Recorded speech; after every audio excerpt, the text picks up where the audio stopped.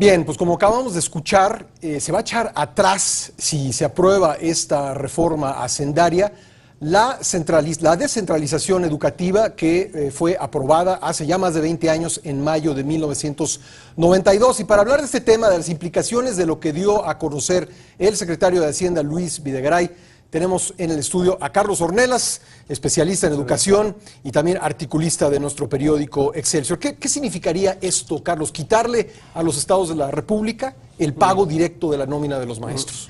Bien.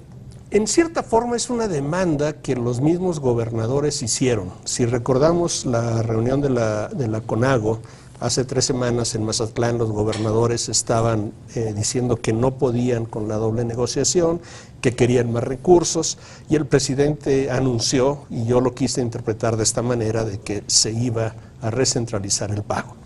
Esto tiene 2 filos. El primero, como tú lo acabas de mencionar, es una recentralización de los pagos.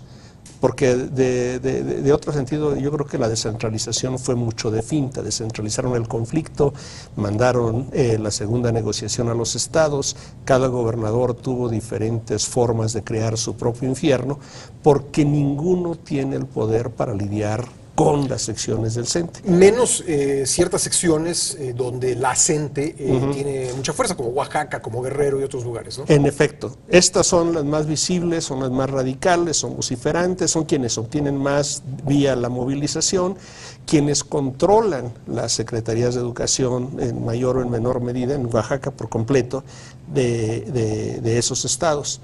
Pero en los otros no es la excepción.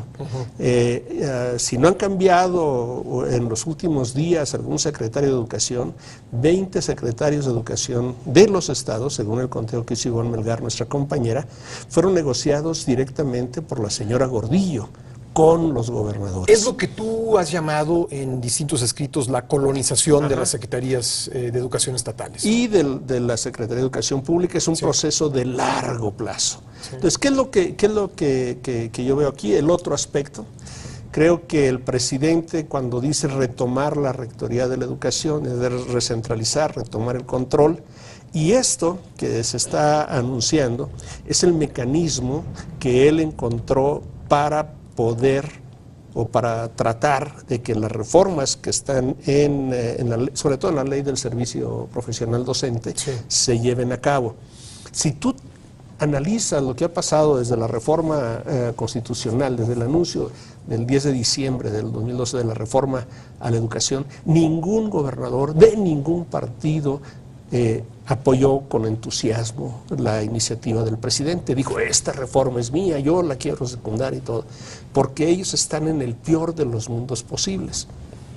En esta investigación que hicimos sobre el federalismo y la descentralización, que está en Política, Poder y Pupitres, así se llama el libro, nosotros, mis colegas y yo, planteamos un esquema que le llamamos de centralismo democrático, la necesidad de recentralizar ciertos aspectos del control para después descentralizar en forma paulatina, conforme se fortalezcan las capacidades técnicas, sobre todo políticas de los estados. Carlos, ¿qué efectos tuvo la descentralización de 1992?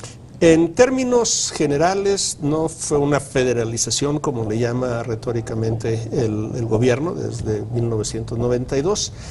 Fue lo que nosotros llamamos el centralismo burocrático. Hoy el gobierno de la educación básica está mucho más centralizado que antes.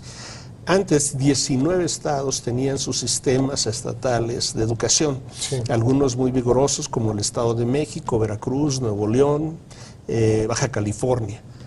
Y estas secciones locales con maestros, todos jarochos o todos nuevo-leoneses o de la localidad, negociaban desde antes con los gobiernos estatales y tenían buenas relaciones. Los otros negociaban todo centralmente y dependían del Comité Ejecutivo Nacional del CENTE. Entonces, con el acuerdo del 92 y la presión que puso la señora Gordillo, las condiciones generales de trabajo de la Secretaría de Educación Pública, el Pacto del 46, como le llama Ricardo Rafael, y los de la Coalición Ciudadana por la Educación, se generalizó a todo el país. ella hizo que todos los gobernadores de los estados firmaran un convenio extra para que esas fueran las condiciones de trabajo también en los estados y que los administrara el Comité Ejecutivo Nacional del CENTE.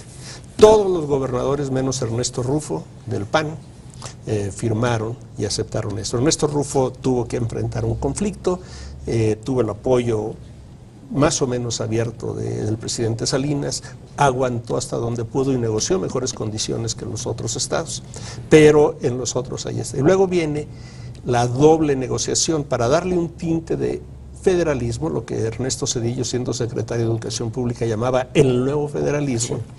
Decía que los estados deberían concurrir con recursos propios a la administración. Lo cual se cumplió o no. Se cumple sí. en exceso. Sí. Porque es donde las negociaciones locales, la segunda negociación, es donde presionan al gobierno local y obtienen más días de salario, vía Es más fácil para el sindicato lidiar con los gobiernos estatales que con el gobierno federal. Claro. Mucho más fácil. Sí, entonces, ¿qué efecto tendrá, Carlos? ¿Qué efecto tendrá este cambio si es que se da?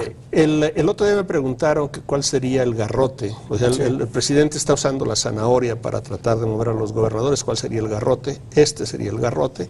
Me imagino que, para llamarle, creo que es el término correcto, sería una represión administrativa para aquellos que no trabajen, para aquellos que no cumplan.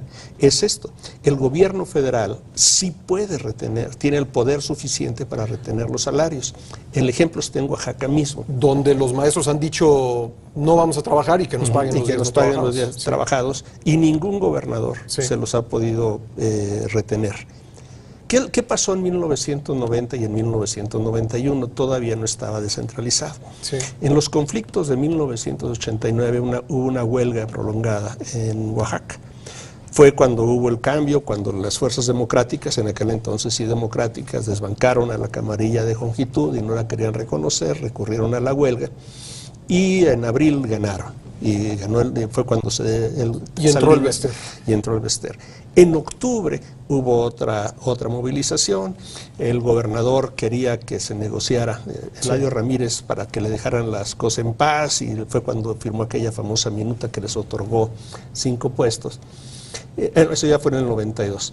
En el 90 quería que se negociara y que se les pagara a los maestros. Sí. El secretario de Educación de aquel entonces, Manuel Bartlett, dijo no. El reglamento dice que falta injustificada no se debe de pagar, y no pagó. En el 89, entonces había maestros que recibían un cheque de 50 centavos cuando estábamos cobrando en millones. ¿Eso volverá a pasar? Es probable, es uno de los mecanismos que sí se pudieran instrumentar desde el centro. Muy bien. Ahí funcionó. 90 y 91 no hubo huelga en Oaxaca. Pues veremos qué consecuencias tiene. Carlos Ornelas, muchísimas gracias por estar con nosotros. Tiene es el doble filo. Es una mayor centralización, pero es en busca de una eficacia y poder poner en práctica las reformas. Muchas gracias, Carlos. Carlos Ornelas, quien es especialista en educación y también colaborador de nuestro periódico Excelsior.